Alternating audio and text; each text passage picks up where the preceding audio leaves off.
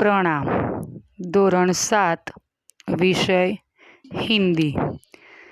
માધવ વિદ્યા સંકુલ ઓનલાઈન ટીચિંગમાં તમારું હાર્દિક સ્વાગત છે. તો વિદ્યાર્થી મિત્રો, આપણે કવિતા 5 ધરતી કી શાન આગળના વિડીયોમાં એનું ભાષાંતર અને કવિતાનું ગાન જોઈ ગયા. કવિતાના શબ્દાર્થ હિન્દીની ટેક્સ્ટ બુકમાં આપેલા છે. હવે વિદ્યાર્થી મિત્રો, આપણે આ કવિતાના વિકલ્પો અને ખાલી જગ્યા અને એક વાક્યના સવાલ જવાબ જોઈશું. તો વિદ્યાર્થી મિત્રો, તમે ધ્યાનથી આ સાંભળજો. સૌપ્રથમ આપણે વિકલ્પો જોઈશું. વિકલ્પોમાં દર વખતની જેમ સવાલ હશે અને નીચે 4 એના વિકલ્પો એટલે કે નીચેના 4 ઓપ્શન આપેલા હશે. એમાંથી કોઈ પણ એક એનો સાચો જવાબ હશે. તો વિદ્યાર્થી મિત્રો, આપણે સૌપ્રથમ પહેલો સવાલ જોઈએ. મનુષ્ય કિસકી શાન હૈ? ઓપ્શનમાં છે એટલે કે વિકલ્પો છે સાગર કી, આકાશ કી, ધરતી કી, સમાજ કી. તો આનો જવાબ છે ધરતી કી. હવે આપણે બીજો સવાલ જોઈશું. મનુષ્ય કી મુઠ્ઠીઓ મેં ક્યા બંધ હૈ?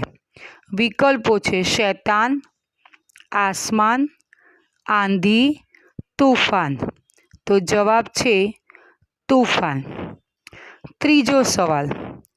मनुष्य धरती से किसको जोड़ सकता है?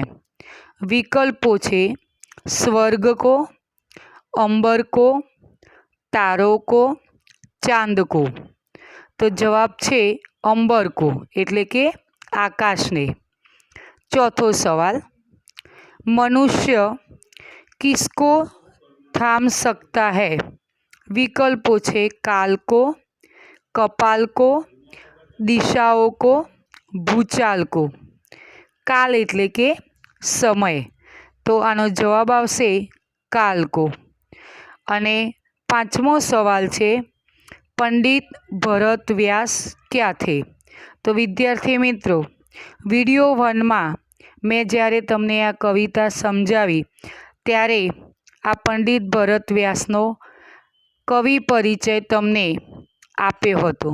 તે છતાં આ સવાલમાં પૂછાયું છે એટલે એની આપણે ચર્ચા કરીશું. તો વિકલ્પોમાં છે સંગીતકાર, ચિત્રકાર, ગીતકાર, કલાકાર. તો જવાબ આવશે વિદ્યાર્થી મિત્રો ગીતકાર. તો આ રીતે વિદ્યાર્થી મિત્રો આપણે વિકલ્પો જોઈ ગયા. હવે આપણે આ કવિતાની એટલે કે ધરતી કી શાન કવિતાની આપણે ખાલી જગ્યાઓ જોઈશું. ખાલી જગ્યામાં તમે જોઈ શકો છો કૌંસમાં એના જવાબ આપેલા છે. એ જવાબ આડાઅવળી છે. એને આપણે કવિતાને અનુરૂપ બંધ બેસતા અથવા યોગ્ય રીતે એનો જવાબ આપણે લખવાનો છે. કવિતા આપણે જો મોઢે કરી લઈશું તો આ ખાલી જગ્યા પણ આપણને આવડી જશે. તો પહેલી ખાલી જગ્યા છે તેરી મુઠ્ઠીઓ મેં બંધ ખાલી જગ્યા હૈ. તો જવાબ આવશે तूफान. બીજી ખાલી જગ્યા તું જો ચાહે નદીઓ કે ખાલી જગ્યા કો ભી મોડ દે. તો જવાબ છે મુખ. ત્રીજી ખાલી જગ્યા તું જો ચાહે માટી સે ખાલી જગ્યા નિચોડ દે. તો જવાબ આવશે અમૃત. ચોથી ખાલી જગ્યા અમર તેરે ખાલી જગ્યા મિલા તુજકો વરદાન. તો જવાબ આવશે પ્રાણ. અને પાંચમી ખાલી જગ્યા છે તેરી ખાલી જગ્યા મેં તાંડવ કા તાલ હૈ. તો જવાબ આવશે ભ્રુકુટી. તો વિદ્યાર્થી મિત્રો, આવી રીતે આપણે ખાલી જગ્યાઓ જોઈ ગયા. હવે આપણે ફરીથી વિકલ્પો જોઈશું. આમાં વિકલ્પોમાં અ, બ અને ક એવી રીતે જવાબ આપેલા છે અને સવાલ પણ આપેલો છે। તો સૌપ્રથમ આપણે પહેલો સવાલ જોઈશું। मनुष्य के प्राण अमर है क्योंकि उसे न मरने का वरदान मिला है, उसने अमृत की खोज कर ली है, उसकी आत्मा में स्वयं भगवान बैठे हैं। तो जवाब छे उसकी आत्मा में स्वयं भगवान बैठे हैं। बीजो सवाल, मनुष्य जितना चाहे उतना ऊंचे जा सकता है क्योंकि उसकी उड़ान नभ से भी ऊंची है, उसने हवाई जहाज बना लिया है, वह एवरेस्ट की चोटी पर पहुंच चुका है। तो जवाब आवशे उसकी उड़ान नभ से भी ऊंची है। तो विद्यार्थी मित्रों आ विकल्पों पण आपणे जोई गया। हवे आपणे आ कविताना एक वाक्यना सवाल जवाब जोईशुं। पहलो सवाल छे, कवि ने किसे धरती की शान कहा है? तो विद्यार्थी मित्रों जवाब आवशे कवि ने मनुष्य को धरती की शान कहा है। बीजो सवाल, कवि ने मनुष्य को क्या पहचानने के लिए कहा है? तो जवाब आवे छे कवि ने मनुष्य को अपनी शक्ति पहचानने के लिए कहा है। तीजो सवाल, महाकाल कहाँ छिपा है? तो जवाब आवशे महाकाल मनुष्य की छाती में छिपा है। चौथो सवाल, मनुष्य किसके समान धीर है?